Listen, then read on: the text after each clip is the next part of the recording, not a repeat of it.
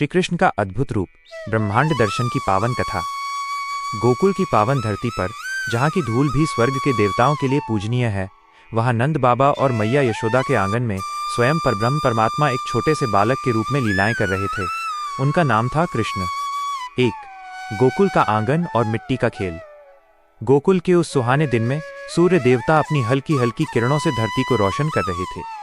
बाल कृष्ण, जो अभी ठीक से चलना भी नहीं सीखे थे, घुटनों के बल चलते हुए अपने बड़े भाई बलराम और अन्य ग्वाल बालों के साथ खेल रहे थे। खेलते खेलते बाल स्वभाव के कारण कन्हैया ने चुपके से जमीन से थोड़ी सी मिट्टी उठाई और अपने छोटे से मुंह में डाल ली। उनके दोस्तों ने और दाऊ बलराम ने उन्हें मिट्टी खाते हुए देख लिया। बलराम जी जानते थे कि मैया यशोदा कृष्ण से कितना प्रेम करती हैं और उनके स्वास्थ्य को लेकर कितनी चिंतित रहती हैं। ग्वाल बाल तुरंत दौड़ते हुए नंद भवन की ओर गए। 2 बलराम और ग्वाल बालों की शिकायत। हांफते हुए बलराम और बाकी बच्चे मैया यशोदा के पास पहुंचे। मैया, ओ मैया, बलराम ने पुकारा। यशोदा जी अपने घर के कामों में व्यस्त थीं। उन्होंने पूछा, तारांकन क्या हुआ दाऊ? इतने घबराए हुए क्यों हो? मेरा लल्ला कहाँ है? बलराम बोले, तारांकन मैया, तेरे इस लल्ला ने आज फिर बदमाशी की है। हम सब खेल रहे थे और इसने छुपकर मिट्टी खा ली है। ये सुनते ही मैया यशोदा चिंतित हो गईं। उन्हें लगा कि मिट्टी खाने से उनके छोटे से कान्हा का पेट खराब हो जाएगा। उन्होंने तुरंत अपने हाथ का काम छोड़ा और हाथ में एक छोटी सी छड़ी लेकर कान्हा की तरफ चल पड़ी। 3 मैया का क्रोध और कान्हा का भोलापन। मैया यशोदा को क्रोध में आते देख बाकी ग्वाल बाल पीछे हट गए। कान्हा वहीं जमीन पर बैठे थे। उन्होंने जल्दी से अपने होठों से मिट्टी पोंछने की कोशिश की, पर उसके निशान रह गए। यशोदा जी ने कान्हा को बाह से पकड़ा और डांटते हुए कहा, तारांकन क्यों रे नटखट, क्या तूने मिट्टी खाई है? तेरे भाई और बाकी सखा बोल रहे हैं कि तूने मिट्टी खाई है।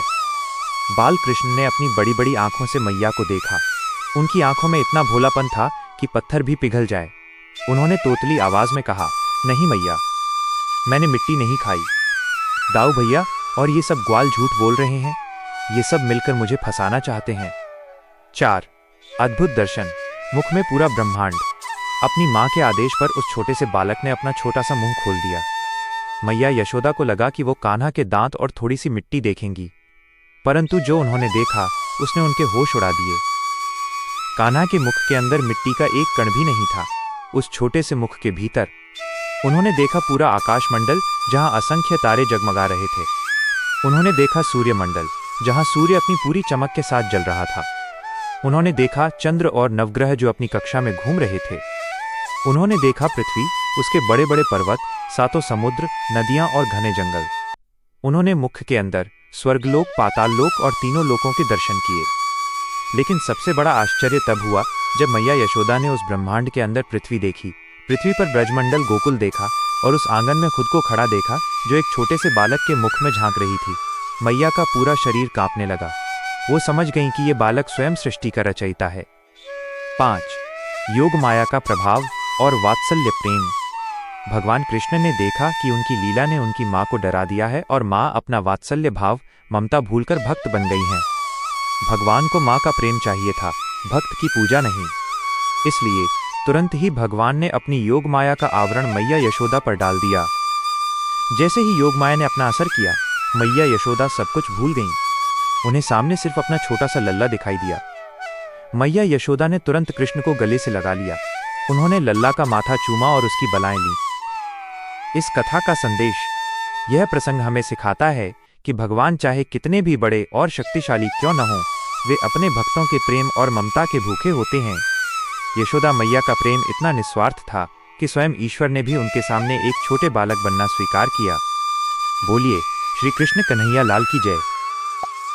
श्री कृष्ण और कालिया नागमर्दन, एक दिव्य कथा। यह कथा केवल एक असुर के अंत की नहीं, बल्कि अहंकार के विनाश और शरणागति की विजय की गाथा है। 1 यमुना का विशैला दह कुंड। वृंदावन की पावन भूमि पर यमुना नदी अपनी निर्मल धारा से सबको जीवन प्रदान करती थी। लेकिन यमुना का एक हिस्सा, जिसे कालिंदी दह कहा जाता था, अत्यंत भयानक हो चुका था। वहां कालिया नाम का एक अत्यंत विशाल और विशैला नाग अपने सैकड़ों फणों के साथ रहता था। उसका विष इतना तीव्र था कि यमुना का वो जल उबलने लगा था। उस दह के ऊपर से यदि कोई पक्षी भी उड़ता तो वो विषैली गैस के कारण मरकर पानी में गिर जाता था। आसपास के पेड़ पौधे सूख चुके थे और गोकुल के पशु पक्षी प्यासे होने के बावजूद वहां जाने से डरते थे। 2. कृष्ण का गेंद का खेल और यमुना में छलांग। एक दिन बाल कृष्ण अपने सखाओं ग्वाल बालों के साथ यमुना किनारे गेंद खेल रहे थे। खेलते खेलते जानबूझकर भगवान ने ऐसी लीला रची कि उनकी गेंद यमुना के उसी विषैले कुंड में गिर गई। सभी ग्वाल बाल डर गए और रोने लगे। श्री कृष्ण ने मुस्कुराते हुए कहा, मित्रों, तुम चिंता मत करो, मैं अभी अपनी गेंद लेकर आता हूं। इससे पहले कि कोई उन्हें रोक पाता, नन्हे से कृष्ण एक ऊंचे कदम के पेड़ पर चढ़े और सीधे उस खौलते हुए विषैले जल में छलांग लगा दी। ग्वाल बाल चीखने लगे और दौड़कर नंद बाबा और मैया यशोदा को बुला लाए। पूरा गोकुल यमुना किनारे इकट्ठा हो गया। मैया यशोदा का रो रो कर बुरा हाल था। 3. कालिया नाग का आक्रमण। पानी के भीतर भगवान कृष्ण ने अपनी लीला से हलचल पैदा की। सो रहा कालिया नाग जाग गया। उसने देखा कि एक छोटा सा सुकुमार बालक उसके साम्राज्य में निडर होकर तैर रहा है। कालिया क्रोध से भर गया। उसने अपने विशाल शरीरों से कृष्ण को जकड़ लिया और अपने सैकड़ों फणों से उन पर विष उगलने लगा। यमुना के तट पर खड़े लोग जब ये दृश्य देख रहे थे तो उन्हें लगा कि कृष्ण अब नहीं बचेंगे, लेकिन कृष्ण तो केवल कालिया के अहंकार को देख रहे थे। जैसे ही कालिया ने उन्हें कुचलने की कोशिश की, भगवान ने अपना शरीर इतना विशाल और भारी कर लिया कि कालिया की पकड़ ढीली होने लगी। 4. दिव्य तांडव नाग नृत्य। कालिया थक गया, तब श्री कृष्ण उसकी पूंछ पकड़कर बिजली की तेजी से उसके फणों पर चढ़ गए। देखते ही देखते भगवान ने कालिया के फणों पर नृत्य करना शुरू कर दिया। ये कोई साधारण नृत्य नहीं था, ये महातांडव था। जैसे ही कालिया अपना कोई फण उठाता, भगवान अपने चरणों के प्रहार से उसे दबा देते। कालिया के मुख से रक्त निकलने लगा और उसका सारा विष और अहंकार धीरे धीरे समाप्त होने लगा। तभी यमुना के जल से कालिया की पत्नियां, नाग पत्नियां बाहर आईं।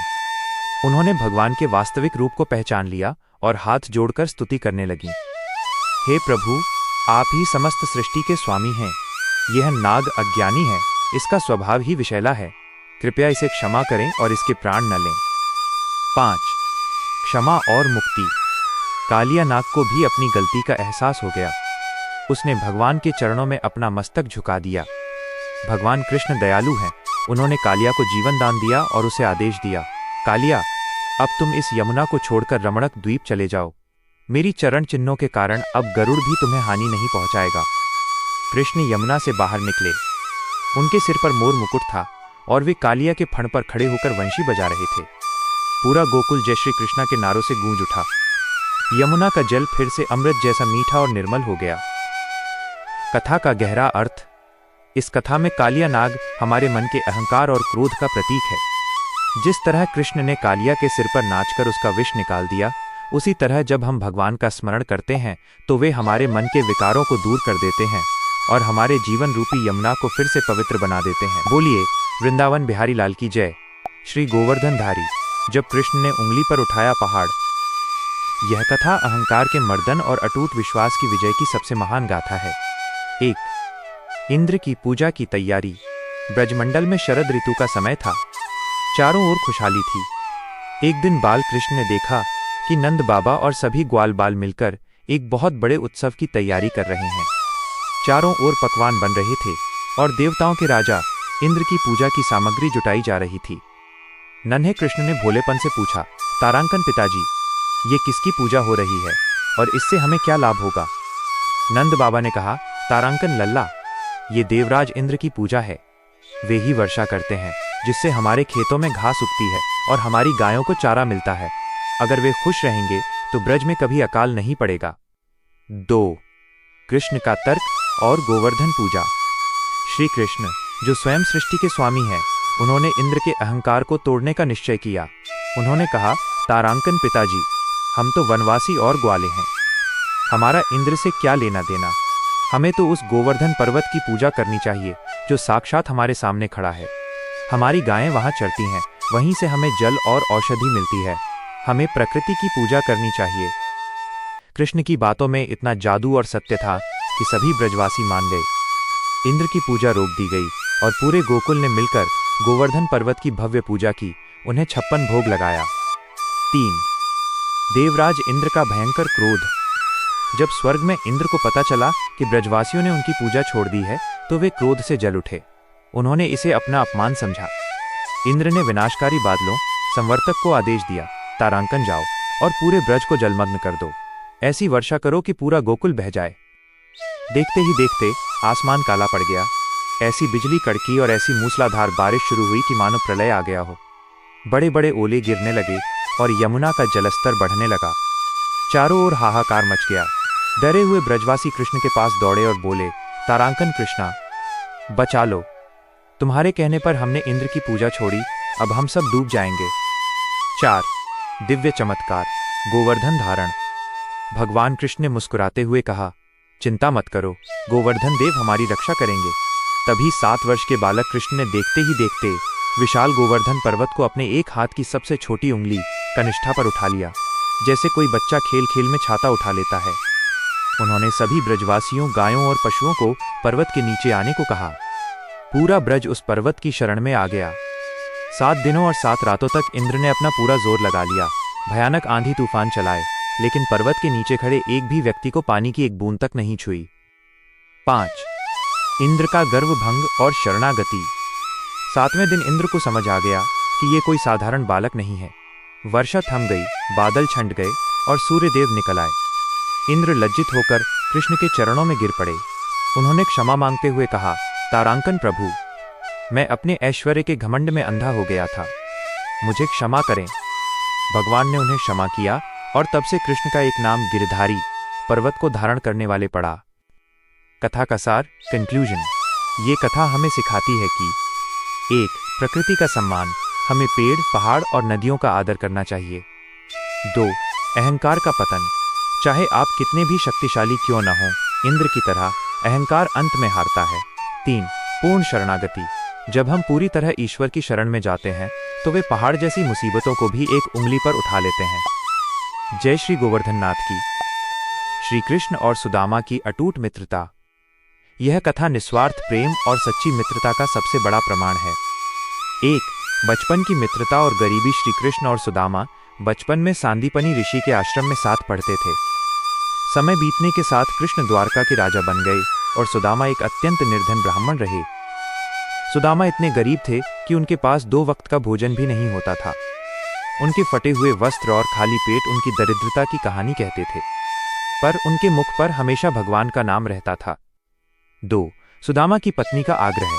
सुदामा की पत्नी ने एक दिन बहुत ही विनम्रता से कहा कि स्वामी, आपके मित्र तो साक्षात द्वारकाधीश हैं, आप एक बार उनसे मिलने क्यों नहीं जाते? वे आपकी सहायता अवश्य करेंगे। सुदामा को कुछ मांगने में संकोच था, पर मित्र से मिलने की चाह में वे तैयार हो गए। सुदामा की पत्नी ने पड़ोस से मांगकर एक फटी हुई पोटली में थोड़े से कच्चे चावल, तंदुल बांध दिए ताकि सुदामा अपने मित्र को भेंट दे सकें।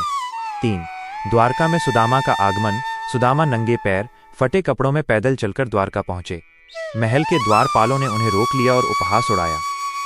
सुदामा ने बस इतना कहा कि जाकर कह दो कि तुम्हारा मित्र सुदामा आया है। जैसे ही ये संदेश कृष्ण के कानों में पड़ा, वे नंगे पैर दौड़ते हुए महल के द्वार तक आए और सुदामा को गले लगा लिया। द्वारका के लोग यह देखकर हैरान थे कि एक राजा इस निर्धन व्यक्ति का इतना सम्मान क्यों कर रहा है। 4 मित्र का आतिथ्य। कृष्ण सुदामा को अपने सिंहासन पर ले गए।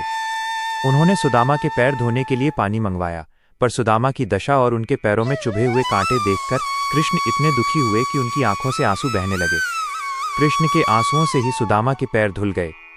इसके बाद कृष्ण ने पूछा कि मित्र, भाभी ने मेरे लिए क्या भेजा है?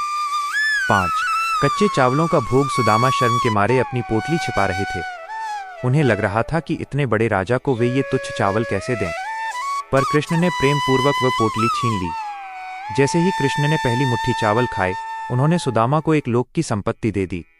जब दूसरी मुट्ठी खाई तो दूसरे लोक का सुख दे दिया।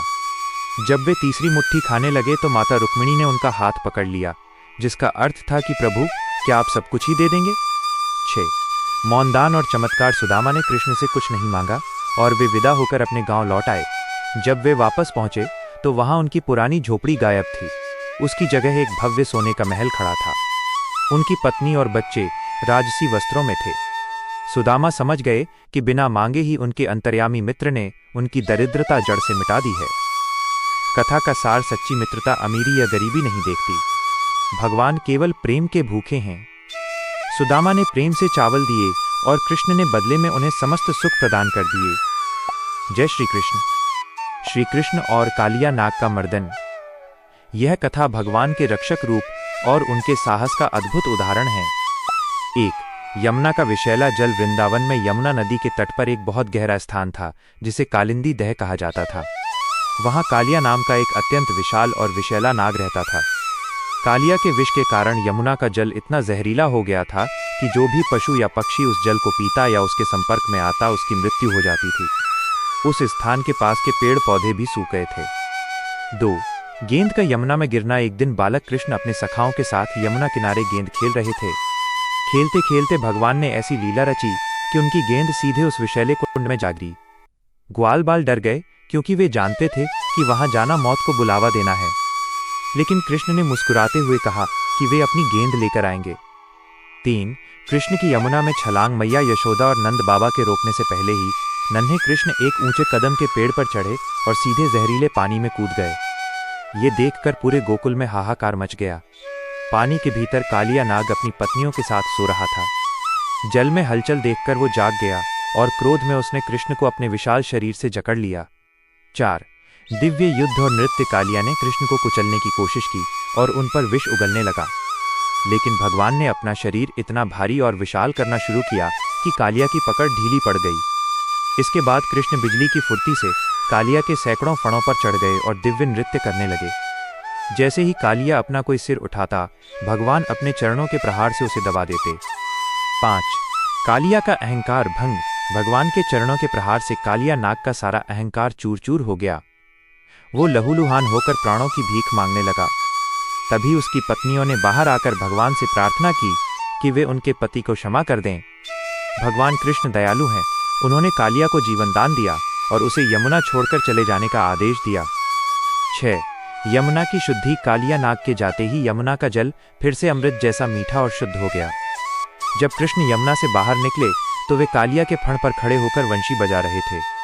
यह देखकर सभी ब्रजवासी आनंद से भर गए और उन्होंने अपने प्रिय कन्हैया को गले लगा लिया। कथा का सार। ये कथा हमें सिखाती है कि जब समाज में बुराई या जहर फैलने लगता है तो भगवान स्वयं आकर उसे दूर करते हैं। साथ ही ये संदेश देती है कि अहंकार चाहे कितना भी बड़ा क्यों ना हो, ईश्वर के सामने उसे झुकना ही पड़ता है। जय श्री कृष्ण। श्री कृष्ण और फल वाली बुढ़िया की भक्ति। यह कथा बताती है कि भगवान धन या सोने के भूखे नहीं हैं, वे केवल सच्चे प्रेम और भाव के भूखे हैं।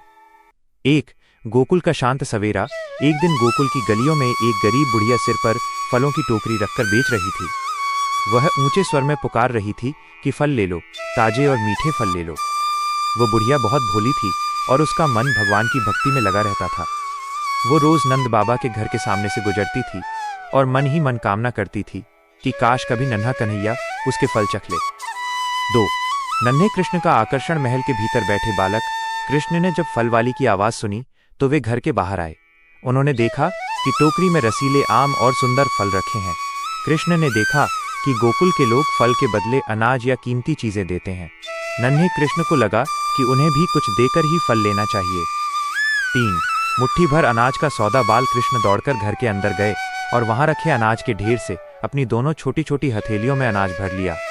वे अनाज लेकर बाहर आए, लेकिन उनके हाथ इतने छोटे थे कि आंगन से दरवाजे तक आते आते सारा अनाज उनकी उंगलियों के बीच से गिर गया। जब वे बुढ़िया के पास पहुंचे तो उनकी नन्ही हथेलियों में अनाज के सिर्फ 2-4 दाने ही बचे थे। 4. बुढ़िया का प्रेम और दान। कृष्ण ने वे 2-4 दाने बुढ़िया की ओर बढ़ाए और अपनी तोतली आवाज में कहा कि मुझे फल चाहिए। बुढ़िया ने उन मासूम आंखों और प्यारी मुस्कान को देखा तो उसका हृदय भर आया। उसे अनाज के दानों की चिंता नहीं थी, उसे तो साक्षात ईश्वर के दर्शन हो गए थे।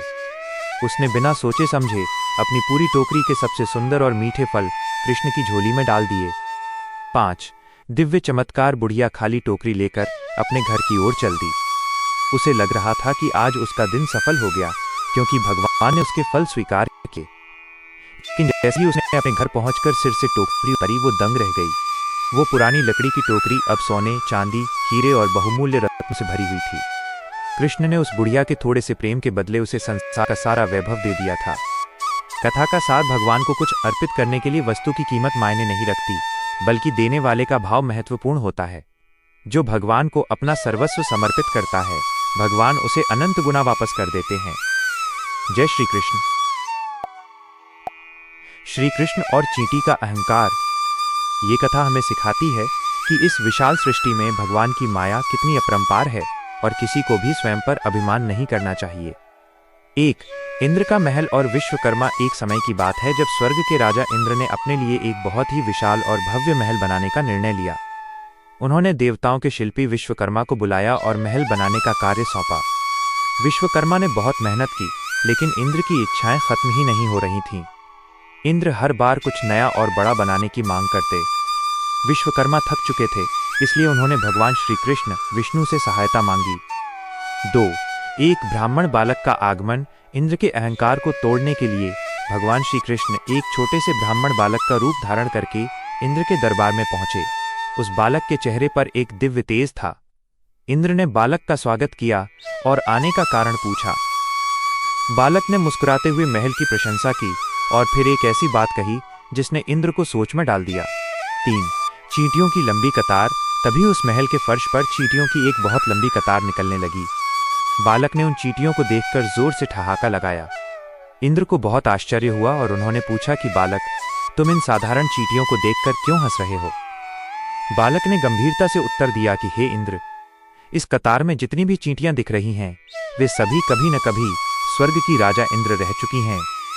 4 काल चक्र का ज्ञान। इंद्र यह सुनकर सन्न रह गए। बालक ने आगे बताया कि यह समय का चक्र है। जो आज राजा है वो कल एक साधारण जीव बन सकता है। ब्रह्मांड में अनगिनत इंद्र आए और चले गए। जैसे समुद्र की रेत के कणों को नहीं गिना जा सकता, वैसे ही बीते हुए इंद्रों की संख्या बताना असंभव है। यह महल और यह पद सब कुछ अस्थायी है। 5 इंद्र का पश्चाताप। उस बालक की बातें सुनकर इंद्र का सारा गर्व पल भर में चूर हो गया। उन्हें समझ आ गया कि वे जिस महल और शक्ति पर घमंड कर रहे थे वो इस अनंत काल में बहुत छोटी चीज है। इंद्र ने तुरंत महल का निर्माण रुकवा दिया और विलासिता छोड़कर सादगी का मार्ग अपनाया। भगवान श्री कृष्ण अपनी लीला दिखाकर वहां से अंतर्धान हो गए। कथा का सार। यह कथा हमें सिखाती है कि मनुष्य को अपनी उपलब्धियों पर कभी अहंकार नहीं करना चाहिए। समय बहुत बलवान है और इस संसार में हर पद और प्रतिष्ठा अस्थायी है। सादगी और भक्ति ही जीवन का असली धन है। जय श्री कृष्ण। नकली कृष्ण और अहंकार का अंत। 1 काशी का राजा और उसका भ्रम। द्वापर युग में काशी देश का एक राजा था जिसका नाम पौंड्रक था। वो बहुत शक्तिशाली था, लेकिन उसका अहंकार उससे भी कहीं अधिक बड़ा था। उसके चाटुकार दरबारियों ने उसे यह विश्वास दिला दिया था कि वही असली वासुदेव है और द्वारका के कृष्ण तो केवल एक ग्वाले हैं जिन्होंने उसका नाम चुरा लिया है। पौंड्रक ने धीरे धीरे खुद को भगवान मानना शुरू कर दिया। उसने अपने शरीर का रंग नीला कर लिया और नकली 2 हाथ और लगाकर खुद को चतुर्भुज रूप में दिखाने लगा। उसने लकड़ी का एक चक्र और शंख भी बनवा लिया था। 2 द्वारका को चुनौती। एक दिन पौंड्रक ने अपना एक दूत भगवान श्री कृष्ण के पास द्वारका भेजा। दूत ने भरी सभा में जाकर बड़े अहंकार के साथ कहा कि हे ग्वाले कृष्ण, काशी नरेश राजा पौंड्रक ही असली वासुदेव हैं। उन्होंने संदेश भेजा है कि तुम ये सुदर्शन चक्र और शंख त्याग दो और उनकी शरण में आ जाओ, वरना युद्ध के लिए तैयार रहो। द्वारका की सभा में बैठे सभी लोग ये सुनकर हंसने लगे, लेकिन श्री कृष्ण शांत रहे। उन्होंने मुस्कुराते हुए कहा कि अपने राजा से कहो कि हम शीघ्र ही काशी आएंगे और उन्हें अपने सुदर्शन चक्र का फल देंगे। 3 युद्ध का शंखनाद। भगवान श्री कृष्ण अपने रथ पर सवार होकर काशी की ओर चल पड़े। उधर पौंड्रक भी अपनी विशाल सेना लेकर नगर के बाहर आ गया। उसने अपनी सेना को पूरी तरह सजाया था। पौंड्रक ने अपने सिर पर मोर मुकुट बांधा था, गले में वैजयंती माला पहनी थी और पीले वस्त्र धारण किए थे। वो पूरी तरह श्री कृष्ण का भेष बनाकर युद्ध भूमि में आया था ताकि लोग उसे ही असली भगवान समझें। उसके साथ उसका मित्र और काशी का राजा भी अपनी सेना लेकर खड़ा था। 4 अद्भुत दृश्य। और अंत जैसे ही दोनों सेनाएं आमने सामने आईं, भगवान कृष्ण ने पौंड्रक का रूप देखा। वो बिल्कुल कृष्ण की नकल कर रहा था। पौंड्रक ने अपने नकली हाथ हिलाकर कृष्ण पर प्रहार करना शुरू किया। भगवान कृष्ण ने पहले उसकी सेना का विनाश किया और फिर अपने सुदर्शन चक्र को आदेश दिया। सुदर्शन चक्र ने देखते ही देखते पौंड्रक के उन नकली हाथों को काट दिया और उसके अहंकार का नाश कर दिया। पौंड्रक का मस्तक धड़ से अलग हो गया और उसका शरीर मिट्टी में मिल गया। इसके साथ ही उसका मित्र काशीराज भी युद्ध में मारा गया। 5 मुक्ति का मार्ग। भले ही पौंड्रक ने द्वेष भाव से ही सही, लेकिन दिन रात भगवान के रूप का चिंतन किया था। वो सोते जागते, उठते बैठते केवल कृष्ण के बारे में ही सोचता रहता था कि उसे कृष्ण जैसा दिखना है। इस निरंतर स्मरण के कारण मृत्यु के समय उसका मन भगवान में ही लगा था। दयालु श्री कृष्ण ने उसके अहंकार को तो दंड दिया, लेकिन उसके निरंतर चिंतन के कारण उसकी आत्मा को अपने भीतर विलीन कर लिया। काशी के लोग यह देखकर दंग रह गए कि जो नकली बना फिर रहा था, अंत में उसे भी प्रभु ने अपनी शरण दे दी। 6. नगर में शांति और ज्ञान। इस घटना के बाद काशी के लोगों को समझ आया कि असली और नकली में क्या अंतर होता है।